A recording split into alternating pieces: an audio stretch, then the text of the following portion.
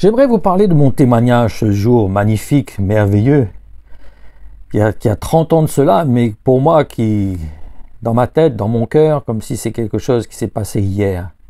Parce que vraiment, c'était quelque chose de vraiment spécial, une expérience qui m'a bouleversé totalement. Mais il faut déjà que je vous parle de mon enfance, car j'ai perdu ma maman et mon frère aîné, qui se sont suicidés quand j'avais 16 ans. Je suis tombé donc, comme beaucoup de jeunes, dans la délinquance. Et en fait, le diable voulait détruire toute notre famille. Et certainement que cela venait du fait que ma maman faisait la cartomancie. Elle faisait de la voyance. Pourtant, elle allait bien dans l'église catholique régulièrement. Après tout ce que j'ai vécu, toutes ces expériences, vous vous doutez bien que mon cœur était aigri contre tout ce qui concernait de près ou de loin Dieu, la personne de Dieu. Tout ce qui parle de Dieu.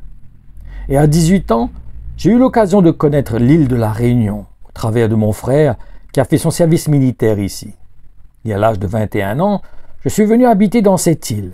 Quelques mois après m'y être installé, j'ai trouvé du travail sur un chantier. Et comme c'était très loin de chez moi, je dormais sur place avec un autre travailleur. C'était quelqu'un qui avait 21 ans, comme moi, et qui parlait régulièrement de Jésus-Christ. Mais à chaque fois, je lui disais que ça ne m'intéressait pas, c'était pour les personnes âgées, c'était pas pour les jeunes comme moi.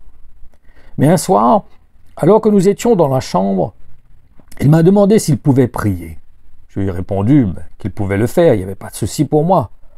Et lorsqu'il a commencé à prier, j'ai ressenti une présence dans la chambre.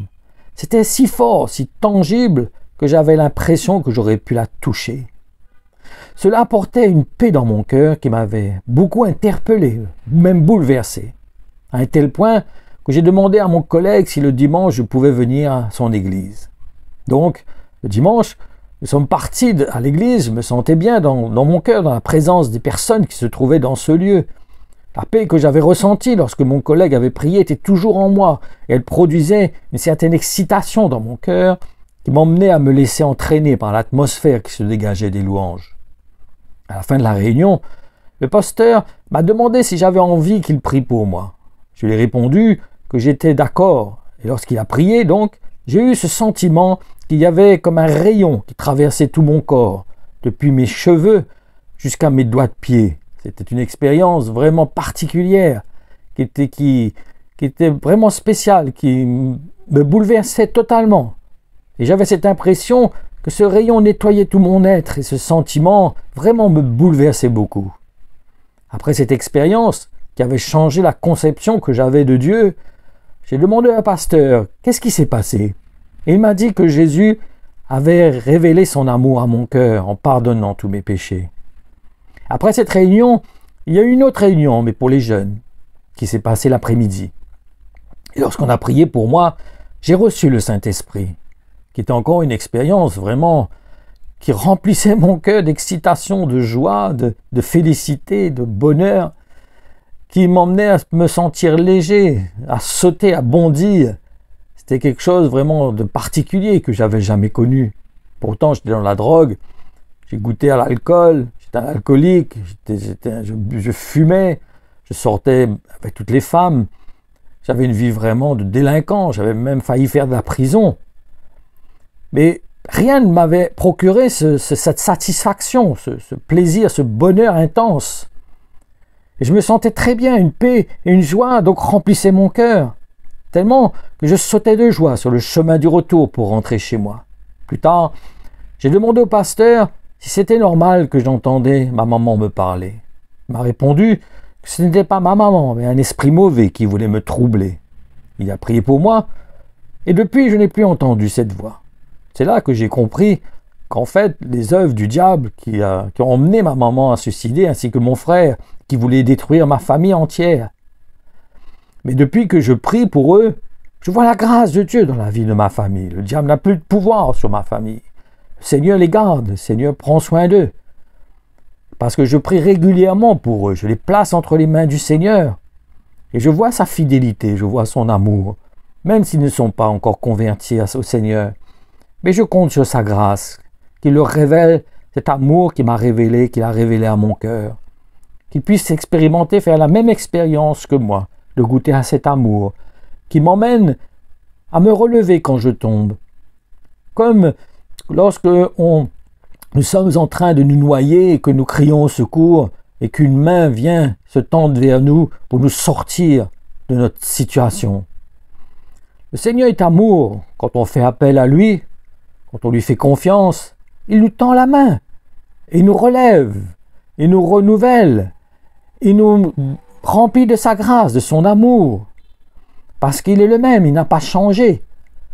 Car Dieu a tant aimé le monde qu'il a donné son Fils unique, afin que quiconque croit en lui ne périsse point, mais qu'il ait la vie éternelle. Tournons-nous vers le Seigneur. Dieu ne cherche pas des personnes religieuses.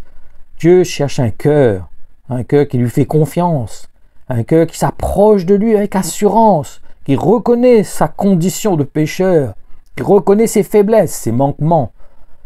Et le Seigneur nous tend la main, le Seigneur nous relève, le Seigneur nous accompagne sur ce chemin, parce que nous nous sommes identifiés à lui, nous avons accepté de devenir ses disciples. Et sa grâce vient nous fortifier, nous renouveler. Que le Seigneur vous bénisse et qu'il vous accorde sa grâce, une grâce excellente.